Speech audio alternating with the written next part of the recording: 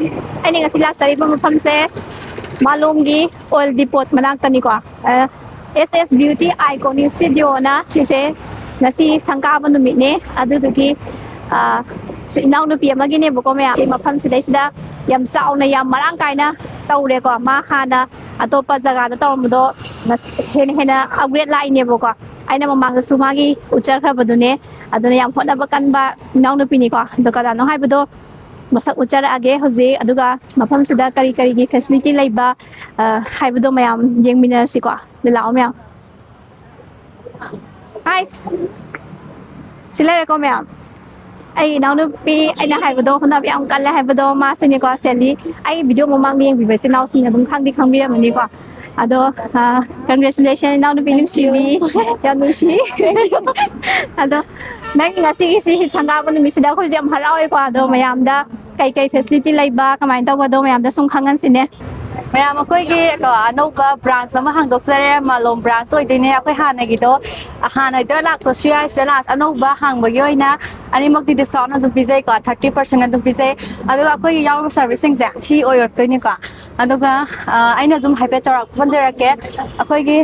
eyelash extension ko nail extension microblading degi facial da sumak kya malai ko adu loina ji offer ya am pi ri ni aduga akoi dimple hut pa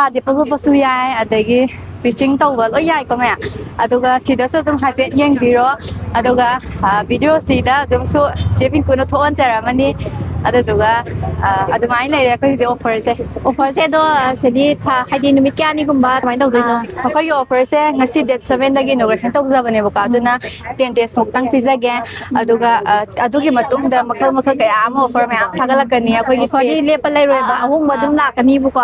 aduga haujiki hariba 30% offer sidi 10 days khakang khakne bu ko aduna mayam 10 days si manung sida video sina thengna bi bai isnaw sing laksan biro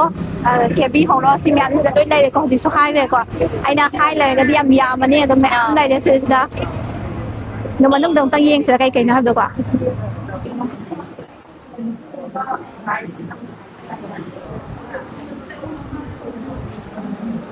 do mayam su agi thangna sana ba ma bina sing ba mayam lak na gi ko ngasi haraw ba phum dok pa nong ba bolam mo khange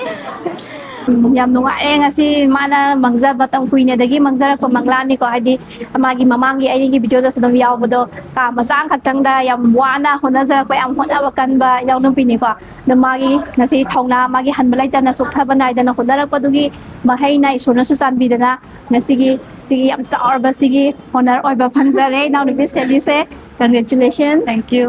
ado sida nate ko ma'am som side thangna basida su magi suski ko trips ki oi de ba na ado so hapetang yeng ji ko demi so hapet chel ko sana nupagi hoji khan ba ma honari ba male no kai ke no sida thali ko sida jo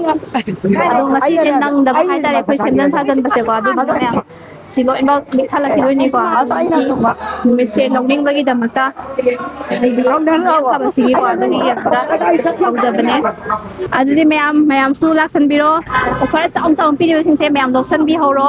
si haraga ngasi nang pidi kai hai bining ge mayam su lak biro for gi khudongchaba su lak biro aduga akoi gi video sibu share hen taw kanggu da na hena 40% among discount pira ka doi ne ko jipin yu site tagi lak bagi 10% off among pizza doi ne ha 30 piba discount doi ka mayam adum lak biro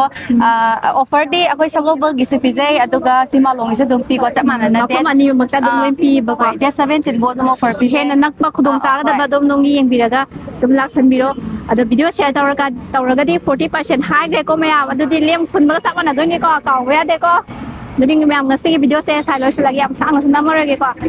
lai mate am tang thajaram gi mayam bye bye address se mayam tang khang na bo ko phasina haijara ke malum gi all depot to sida dom lai na ko aduga kitang sumaina pakai thelom da haigal ko side sida sumai no sai lai ko SS beauty iconic studio na lai le aduga side na sumaina dom lai ko hapet yeng view da dum khang ni lai na ko all depot ta gi kitang sakhalaga yam chate dum khong ka khro khak chalaga dum sai dum matai da dum sumai dum hek sorok matai da lai re ko mya